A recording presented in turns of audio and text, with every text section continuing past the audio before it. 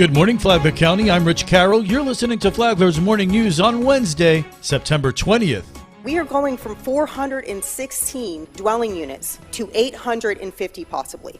I'm not okay with this. That's Palm Coast City Councilwoman Teresa Pontieri, who cast the sole no vote on 2 land use changes. Amy Cherry has our top story. One of which paves the way for 850 housing units in a development to be called Cascades to the west of Seminole Woods Boulevard. Pontieri was livid. We are earning a reputation in the city of Palm Coast of, if you don't have it in the county, just annex into the city and the developers will be able to double their density. And you can't blame the developers. That's their job. It is our job to protect quality of life for the citizens of Palm Coast, and we are not doing it. Developer Jeff Douglas of Douglas Properties sought to clear the air. We're not doubling the size of the project. It was originally approved for 416 units. I think we gave 200 acres to environmental that were uplands and could have been built on. Originally, that was in 2005, so this project has been on the paper since 2005, long before many of the houses were built. Pontieri called the density and the economy into question. When we're looking at the concentration of the density, that's smoke and mirrors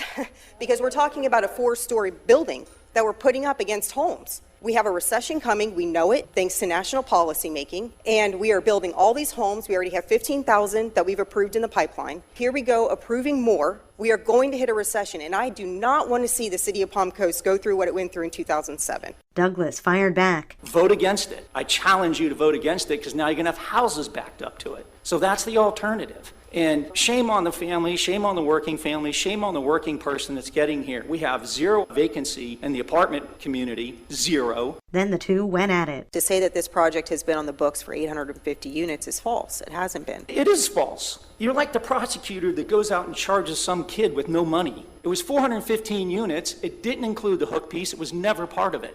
That could have been another 200 units. It's needless that we have this conversation, and it's dragging families into it. It's dragging all the efforts that everybody's trying to do. Please stop saying that we doubled the size of it. It's simply factually not true. From the WNZF Newsroom, I'm Amy Cherry.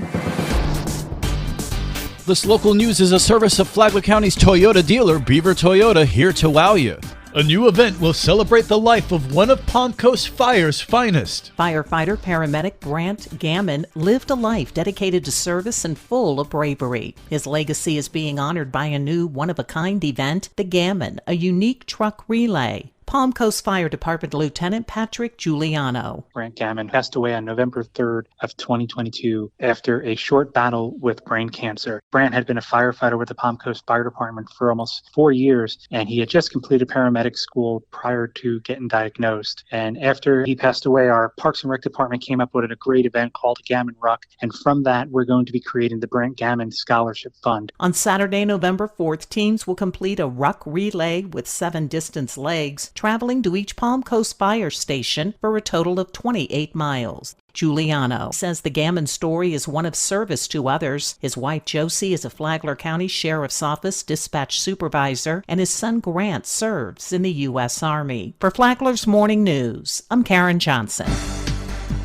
Detective First Class Adam Gossett from the Flagler County Sheriff's Office Major Case Unit was recognized as the Crime Stoppers of Northeast Florida Law Enforcement Officer of the Year for Flagler County. His heroic off-duty actions on April 4th, 2022 saved 2 children from a severe car crash on I-95. Despite the absence of emergency equipment, he located and rescued the injured children near a burning vehicle, even using his shirt to help stop one child's bleeding. Detective Gossett has been with FCSO since 2018.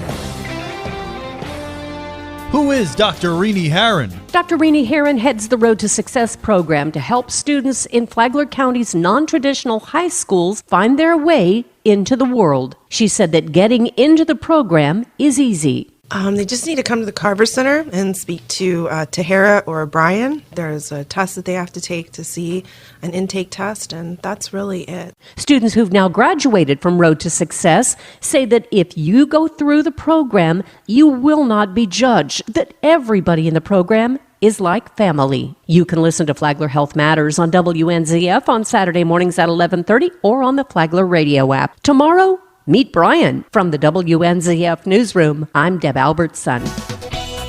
And now you're up to date on Flagler's Morning News. I'm Rich Carroll.